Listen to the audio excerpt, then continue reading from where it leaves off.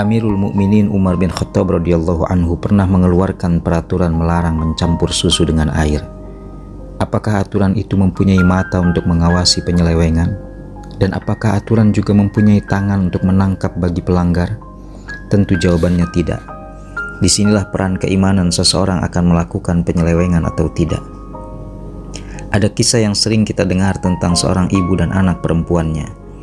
Ibu bermaksud mencampur susu dengan air untuk berharap keuntungan lebih. Sedangkan anaknya mengingatkan tentang larangan Amirul Mukminin. Sang ibu berkata, "Bukankah Amirul Mukminin jauh dari kita? Tak mungkin dia melihat kita." Sang anak pun menjawab, "Meski Amirul Mukminin tidak melihat kita, tapi Tuhan Amirul Mukminin tetap melihat kita." Begitu teguhnya sang anak ini memegang aturan karena memahami betul bahwa Allah selalu mengawasi perbuatan makhluk. Kondisi saat ini dalam kehidupan perdagangan misalkan, mencampur, mengurangi volume, dan berbohong atas kondisi barang yang dijual. Tak jarang sering menyampaikan barang ini sudah ditawar si fulan sekian, padahal belum. Ini semua menandakan lemahnya iman seseorang. Siapakah anak gadis jujur penjual susu dan mengingatkan ibunya untuk tidak mencampur susu dengan air?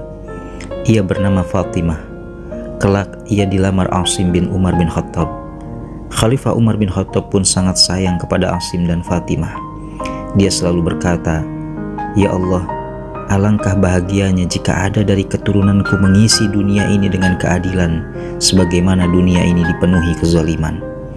Kelak mereka berdua akan melahirkan keturunan yang menjadi Amirul Mukminin. Beliau adalah pemimpin yang berhasil mengentaskan warganya dari kemiskinan, meski dalam waktu kepemimpinannya yang kurang lebih 2 tahun.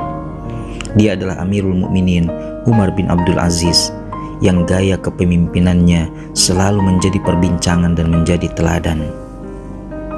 At-Tabari meriwayatkan ketika kaum muslimin menduduki Madain dan memperoleh harta rampasan perang, datang seorang laki-laki membawa harta rampasan untuk diserahkan pada petugas pengumpul.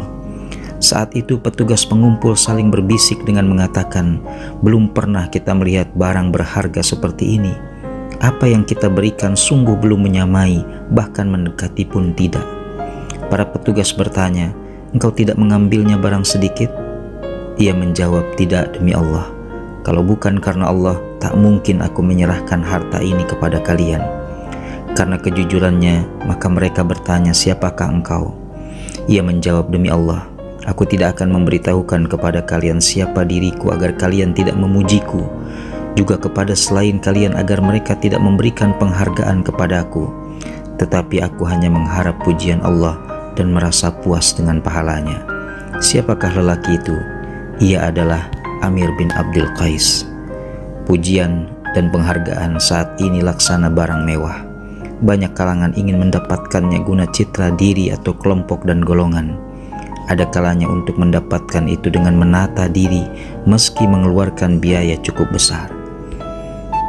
Ingatlah bahwa seorang hamba yang berharap pujian adalah nyata perbuatannya dikarenakan itu.